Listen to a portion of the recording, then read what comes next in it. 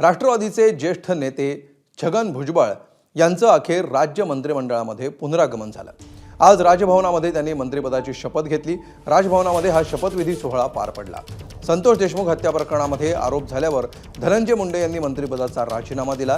त्यामुळे अन्न आणि नागरी पुरवठा खातं पुन्हा भुजबळांकडे जाण्याची दाट शक्यता वर्तवली जाते। महायुतीचं सरकार पुन्हा सत्तेत आल्यावर भुजबळांचा पत्ता कट झाला होता। त्यानंतर भुजबळांनी तीव्र नाराजी व्यक्त केली होती।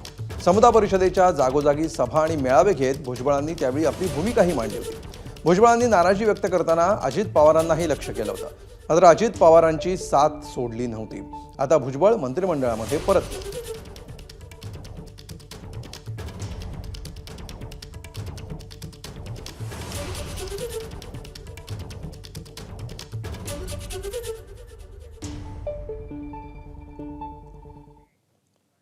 तर भुजबळांच्या मंत्रिपदासाठी पडद्यामागच्या घडामोडी नेमक्या काय घडल्या हे माझ्याच्या हाती आलंय।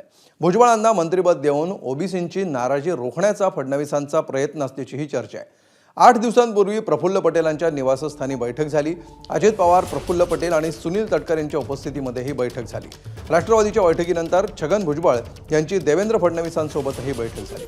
अमित शहांसोबत बोलणं झाल्यानंतर मंत्रिपदासाठी भुजबळांचं नाव निश्चित करण्यात आलं।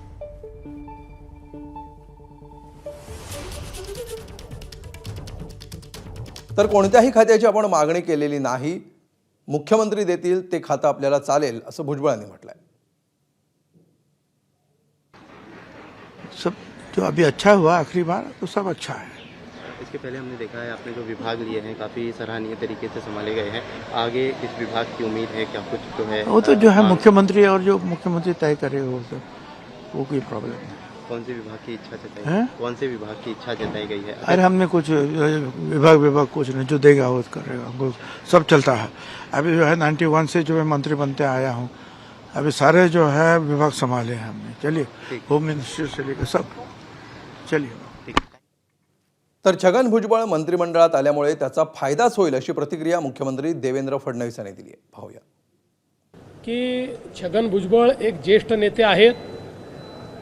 देशातला ओबीसींचा आवाज म्हणून भुजबळ साहेबांकडे पाहिलं जातं आणि म्हणून राष्ट्रवादी काँग्रेस पक्षाने भुजबळ साहेबांना पुन्हा मंत्रिमंडळामध्ये घेण्याचा निर्णय केला। आम्ही देखील त्याचं स्वागत केलेलं आहे। मला असं वाटतं की व्यक्तींबद्दल वेगवेगळ्या लोकांची वेगवेगळी मतं असू शकतात, मला त्या मतांवर काही सांगायचं नाही, पण मला वाटतं की भुजबळ साहेबांसारखा एक ज्येष्ठ मंत्री आणि विशेषतः ओबीसी समाजाचा हितचिंतक हा मंत्रिमंडळात आल्यामुळे त्याचा फायदा होईल। एबीपी माझा, उघडा डोळे बघा नीट।